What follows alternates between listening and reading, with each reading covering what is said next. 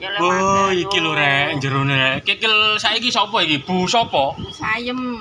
Bu Sayem. Alamat Banjar Pertapan. Banjar Pasar Pertapan Pasar Bumdes. Oh, digaekno nggon saiki rek nang kene rek. Nek jaman taun piro ya? 2010, 11 Meleler Bu Embong. kemeleler nang Embong rek mung pabrik-pabrik kono rek. Saiki lho ana kene saiki lho. Mantep sih ini. Yes. Iki kikil temen tak jamin enak on rek temen iki lho. Bumbune liket-liket to.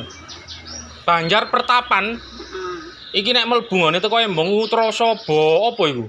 Horogo. Iya terus apa iku lho, pom bensin. Pom bensin mlebu rek, mlebu ngiri rek. Iku lho. Iki lho rek lon, iki lho porsine lon lho. Bumbune lon lo